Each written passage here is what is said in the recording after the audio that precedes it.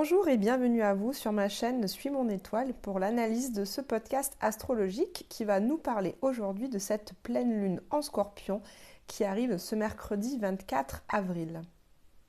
Alors je tiens tout d'abord à remercier les nouveaux abonnés et puis je remercie également les abonnés pour votre soutien.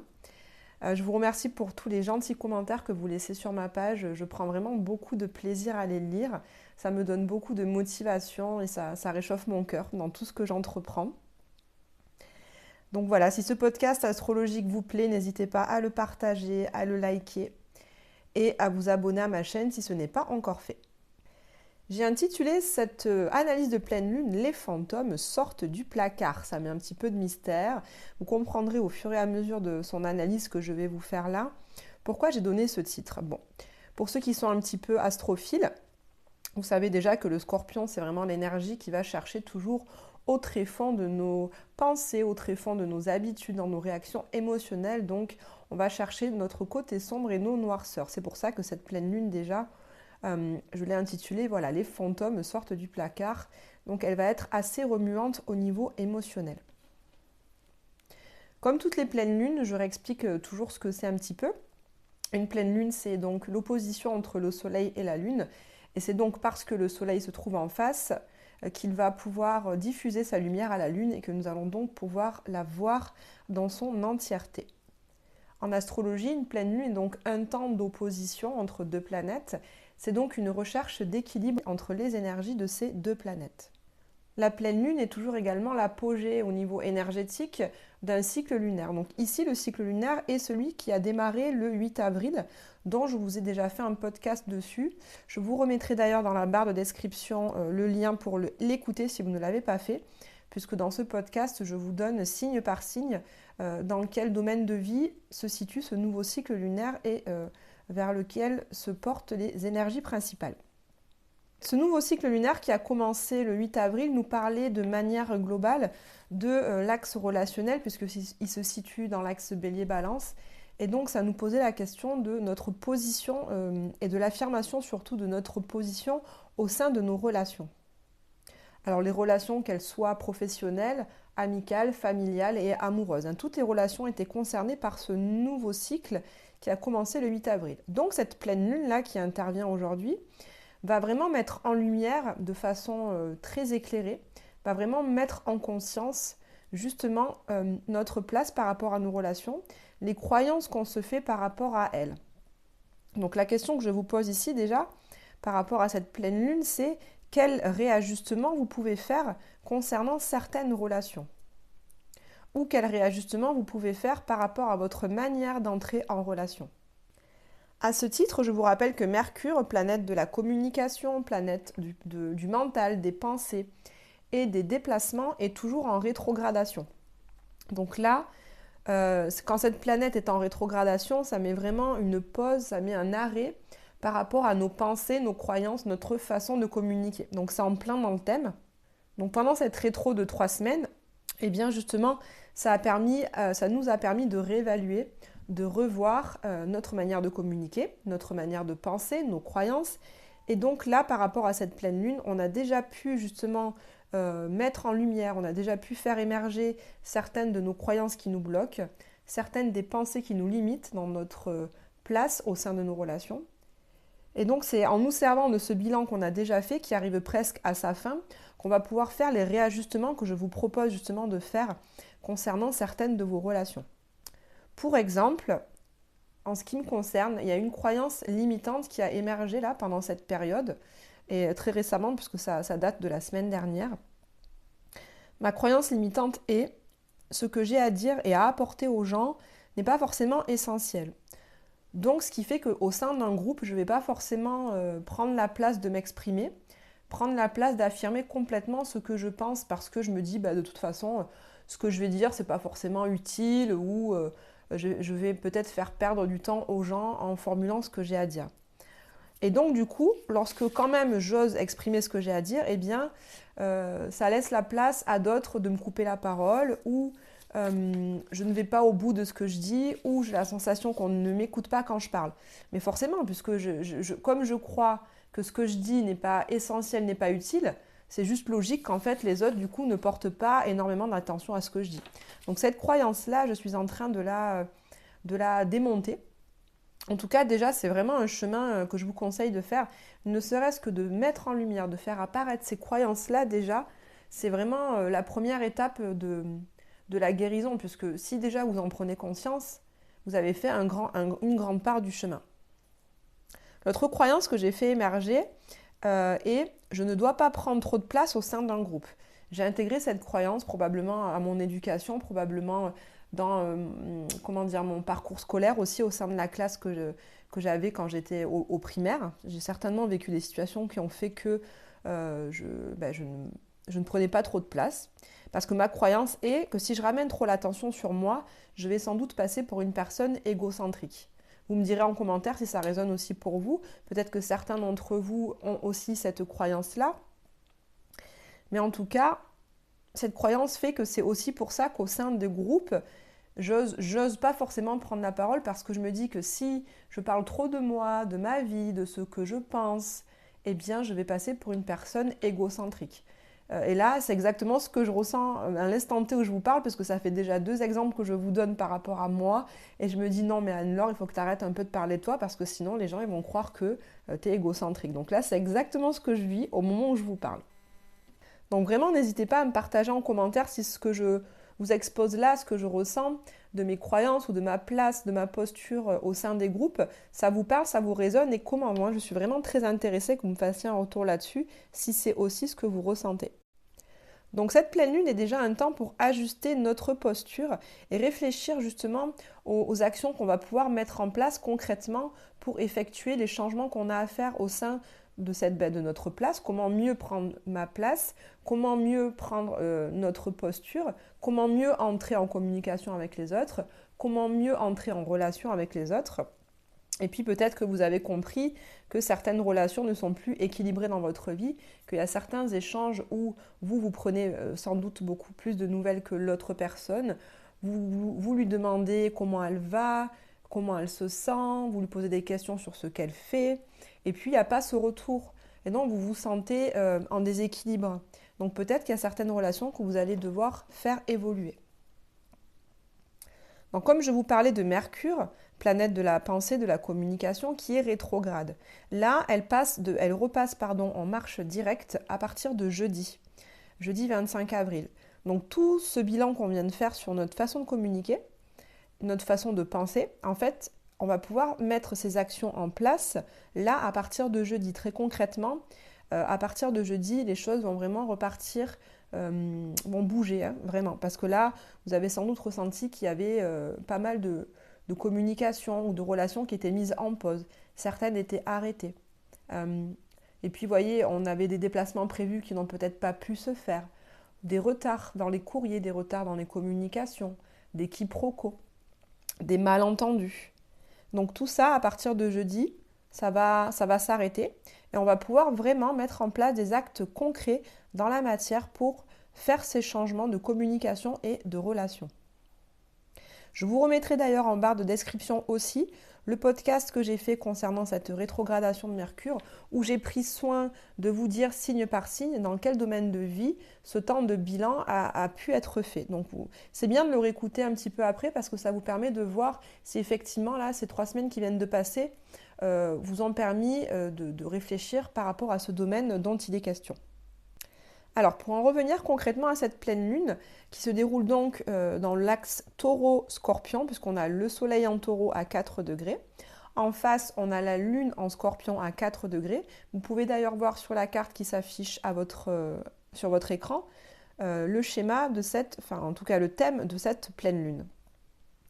Donc les personnes les plus concernées bien sûr sont les taureaux et les scorpions, mais également les signes qui se trouvent à 45 degrés de part et d'autre. Donc on a le lion et le verseau. Donc si vous êtes de ces 4 signes-là, cette pleine lune va être encore plus importante pour vous. Elle l'est pour tout le monde au niveau de l'énergie bien sûr, mais elle va concerner davantage les personnes qui sont de ces 4 signes-là. Et également si vous avez des planètes qui sont à 4 degrés de ces 4 signes-là, elles vont être activées par l'énergie du soleil et de la lune. Donc si c'est Vénus, c'est l'énergie d'amour, des valeurs, et de l'argent qui va être activé. Si c'est Mercure qui se trouve à 4 degrés de ces 4 signes-là, c'est l'énergie de la communication, de la pensée et des déplacements qui va être activée. Si c'est Mars qui se trouve à cet emplacement-là, c'est l'énergie d'action, l'énergie du combat qui va être activée. Si c'est Jupiter, c'est l'énergie de la chance, de l'expansion et des excès probablement qui va être activée, etc., etc. Si vous souhaitez d'ailleurs plus d'informations par rapport à votre thème, sachez que je propose l'analyse de votre thème de naissance. Donc il suffit pour ça de me contacter par mail. Vous avez mon mail dans la barre de description et je vous fais l'analyse de votre thème natal qui va vraiment vous apporter des informations sur votre personnalité, sur ce que vous traversez. Ça vous permettra de mieux vous comprendre et de mieux vous connaître. Donc n'hésitez pas à me contacter. Donc ici, on a notre soleil qui se trouve dans le taureau. Ça fait pas longtemps qu'il est rentré en taureau. Il est rentré là le 20 avril, donc ça ne fait que 4 jours. Donc le soleil en taureau nous parle tout d'abord de sécurité. Le taureau a vraiment besoin de se sécuriser, mais de manière matérielle. Le taureau, souvent, c'est une énergie qui a besoin de posséder des choses d'un point de vue matériel pour se sentir dans une sécurité intérieure. En fait, il construit sa sécurité intérieure grâce à sa sécurité extérieure, qui passe par un travail établi, un travail stable, un lieu de vie qui est bien installé. Vous voyez, un compte en banque qui est suffisamment rempli pour se dire que dans le futur, on a de quoi voir venir et que si jamais on a un pépin qui arrive dans notre vie, on a de quoi faire pour pallier à ce genre d'ennui. Ça, c'est vraiment l'énergie du taureau. L'énergie du taureau, c'est une énergie aussi de lenteur, de construction. Donc le taureau, il prend son temps pour s'exprimer, il prend son temps pour agir, il sait concrètement ce qu'il a à faire et les étapes par lesquelles il doit passer, et il construit son chemin petit à petit pour arriver à son objectif. Le taureau, c'est aussi une énergie qui sait vivre de manière plaisante. C'est quelqu'un qui sait quand même vivre l'instant présent, jouir de la vie, profiter des instants simples. Dans une énergie de taureau, on aime bien profiter des bons repas. On aime bien inviter ses amis pour partager un barbecue, faire un apéro. On aime bien aussi partager des activités artistiques, visiter une exposition dans un musée, aller écouter un concert, voir une pièce de théâtre. On aime aussi jardiner, on aime aussi être proche de la nature, donc faire des balades. Partager aussi des relations avec ses animaux de compagnie. On est vraiment dans des choses simples de la vie, voyez. Donc ici, on a le soleil d'un côté qui nous met pas mal de vitalité et d'énergie dans tout ce que je viens d'énumérer là. Et en face, on a la lune en scorpion. Donc la lune, déjà, nous parle toujours de nos besoins, nous parle de nos émotions profondes et de notre sécurité intérieure. En scorpion, on est dans un signe beaucoup plus psychologique, qui nous parle de choses qui ne sont pas concrètes, qui sont intangibles. On va être plus dans une énergie émotionnelle, sensible, intuitive. Le scorpion est un signe qui ressent énormément les choses. Le scorpion est quelqu'un qui ressent les gens. En fait, quand on a des placements en scorpion, ça nous permet de voir les situations et les gens de manière intuitive. Ils n'ont pas forcément besoin de nous parler, on va arriver à capter les émotions, capter les ressentis comme ça, des personnes qui nous entourent ou des situations que nous traversons. Le scorpion, c'est vraiment un signe qui nous permet d'aller au plus profond de nous pour voir et contempler les choses sombres, les choses un peu mauvaises qu'on n'a pas envie de voir. Le scorpion, c'est le seul signe du zodiaque qui a la force nécessaire pour justement se confronter aux choses les plus sombres. Donc l'énergie du scorpion, elle est vraiment essentielle en cela qu'elle nous permet de nous confronter à la réalité des choses, de nous confronter à notre noirceur, à ce qu'on appelle nos défauts, à ce qu'on juge être nos défauts, à nos côtés sombres, à ce qu'on ne veut pas montrer de nous à la société. Cette lune en scorpion nous parle aussi de nos addictions. Hein. Donc nos addictions aux relations, ça peut être nos addictions après à des choses concrètes, hein, donc au sucre par exemple dans l'alimentation, ça peut être à l'alcool, ça peut être aussi aux drogues, mais ça peut être aussi aux jeux d'argent, les addictions aussi au sexe, des addictions à certaines formes de relations qui nous maintiennent dans des relations de pouvoir, puisque le Scorpion nous parle aussi de pouvoir. Est-ce que j'ai envie de prendre le pouvoir face aux autres par mon argent, parce que je trouve que j'en ai plus que l'autre? Est-ce que j'ai envie de prendre le pouvoir face aux autres par mon énergie sexuelle, parce que je sais que je plais, par exemple? Vous voyez ce genre de notion de pouvoir. Ou est-ce que moi, je me sens dominée par certaines personnes parce qu'ils ont de l'argent, parce qu'ils ont de la notoriété, parce qu'ils ont une influence magnétique sur moi? Vous voyez tout ce genre de questionnement qu'on peut avoir là lors de cette pleine lune. Donc ici, vraiment, le cœur de cette pleine lune, l'équilibre véritable qu'on a à trouver, c'est justement entre cette sécurité extérieure et matérielle du taureau et cette sécurité intérieure que le Scorpion nous amène à aller toucher en fait. Pour ça, il nous amène vraiment à aller au fond de nous, pour nous contempler, pour voir vraiment qu'est-ce qui nous bloque, quelles sont les croyances qui nous limitent, quelles sont nos peurs en fait, quelles sont les peurs. Moi je vous pose la question, quelles sont vos peurs les plus importantes, quelles sont les peurs que vous avez qui vous bloquent, qui vous empêchent d'agir, qui vous empêchent d'être en relation, qui vous empêchent de parler de vous, qu'est-ce qui vous bloque en fait? Et là, cette pleine lune va vraiment en fait remuer la merde, je suis désolée de dire ça, j'emploie un mot fort, mais avec cette lune en Scorpion, elle va vraiment nous obliger à aller voir tout ça. Et ça va faire remonter à la surface nos peurs, nos croyances. C'est pour ça que j'ai intitulé cette pleine lune « Les fantômes sortent du placard ». Vous allez certainement sentir émerger en vous des peurs qui reviennent, des croyances qui vous limitent, mais si ça revient, c'est justement pour aller les nettoyer, pour faire en sorte de les gommer de votre vie, pour faire en sorte qu'elles ne vous bloquent plus. Donc la question, c'est ça.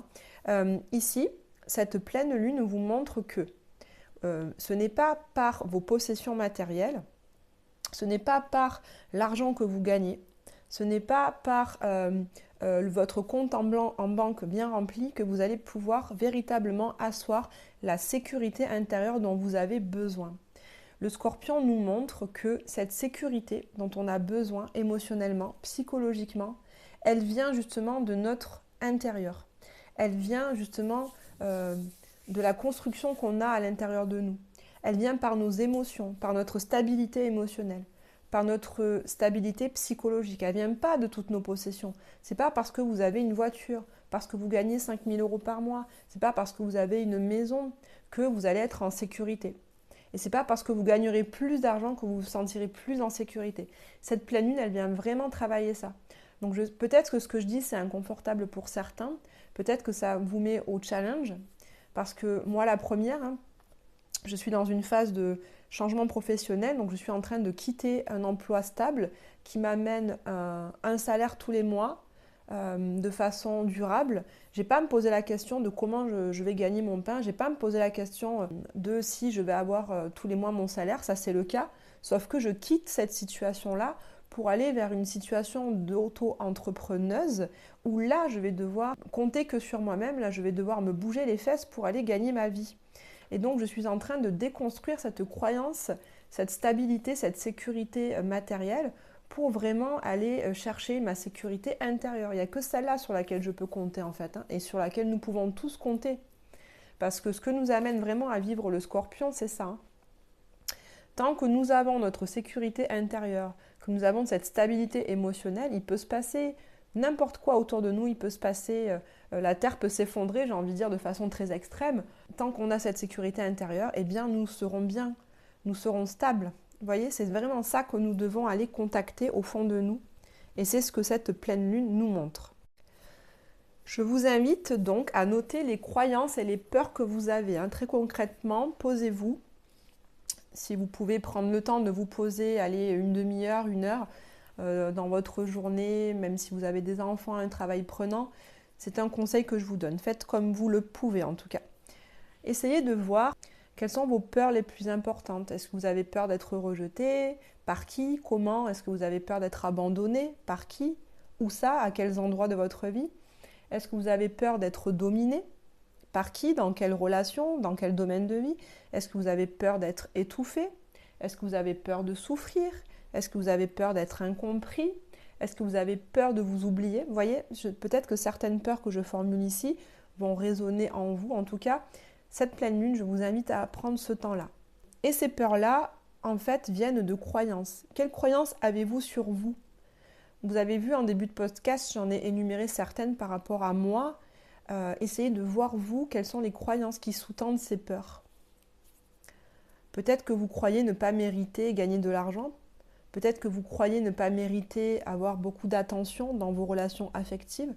Peut-être que vous croyez ne pas mériter d'avoir votre place véritable au sein d'un groupe. Donc prenez le temps de d'écrire factuellement sur un bout de papier ces peurs et ces croyances. Et à côté de ces croyances, écrivez la croyance contraire. Essayez de lire tous les jours les croyances contraires pour les ancrer un maximum dans votre corps. On dit que nos croyances, que notre façon d'agir au niveau énergétique, il nous faut 21 jours pour transformer les énergies. Donc, je vous conseille de lire ces contre-croyances, en tout cas ces nouvelles croyances que vous voulez installer dans votre vie. Prenez le temps de les lire chaque jour pendant 21 jours pour qu'elles deviennent pérennes et qu'elles soient durables dans le temps. Un exemple concret.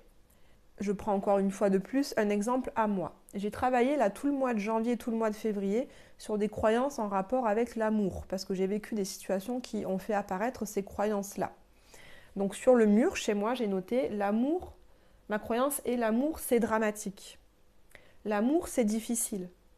L'amour, c'est compliqué. L'amour, c'est douloureux. L'amour, c'est étouffant. Et donc j'ai écrit ça autour du mot amour. J'ai barré ces croyances et à côté de ça, j'ai écrit les nouvelles croyances que je souhaite ancrer, qui sont donc l'amour, c'est facile. L'amour, c'est léger. L'amour, c'est simple. L'amour, c'est joyeux. L'amour rend libre. Et donc, depuis le mois de janvier, j'ai ça qui est écrit sur mon mur et je le lis tous les jours. Je le lis et je sens au fond de moi que ces croyances-là sont en train de se transformer. Et je n'ai plus qu'à voir arriver les nouvelles relations dans ma vie sentimentale pour voir si effectivement ces nouvelles croyances ont des résultats. Pour terminer ce podcast, j'attire juste votre attention sur ce triangle isocèle que vous pouvez voir au centre du thème sur votre écran. On a ici Pluton qui se trouve à gauche, là en maison 1, qui est en fait l'arbitre de cette pleine lune. Vous voyez, il se trouve pile à 90 degrés de la lune et pile à 90 degrés du soleil. Donc quand on a une planète ici qu'on dit être en apex en astrologie, c'est vraiment l'arbitre de cette opposition qu'il y a entre la lune et le soleil. Je vous rappelle que Pluton, c'est la planète de la transformation, c'est la planète de la mort. Alors pas de la mort physique, mais de la mort justement de nos croyances, de nos valeurs, de certaines parts de notre personnalité. Et c'est aussi la planète qui gouverne le Scorpion, là où se trouve la Lune. Donc on peut voir qu'effectivement cette Lune aura encore plus d'importance puisque Pluton vient lui donner encore plus d'énergie.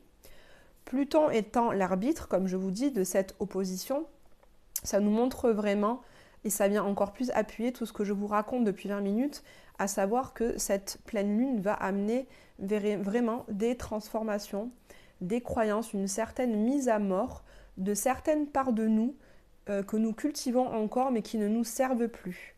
Donc voilà, je vous invite encore une fois de plus très fortement à noter les croyances qui vous bloquent, les croyances qui ne vous permettent plus aujourd'hui d'être heureux, les croyances qui ne vous permettent plus aujourd'hui d'être épanoui, de ressentir le bien-être dans votre vie, que ce soit dans vos relations amoureuses, que ce soit dans vos relations professionnelles, que ce soit dans vos relations familiales ou que ce soit dans vos relations amicales. Voyez quelles sont les croyances qui vous empêchent d'être heureux, qui vous empêchent d'être libre, qui vous empêchent d'être en harmonie avec vous-même et avec les autres. Ces parts-là de vous vont être amenées à mourir pour renaître à autre chose de plus lumineux, de plus beau, de plus harmonieux, de plus doux, de plus apaisé. Puisque là, le soleil en taureau nous amène vers là. La lumière, elle est là. Et le taureau nous parle vraiment de plus d'apaisement, de plus d'harmonie, de plus d'équilibre, de plus de douceur, de beauté dans toutes ces relations.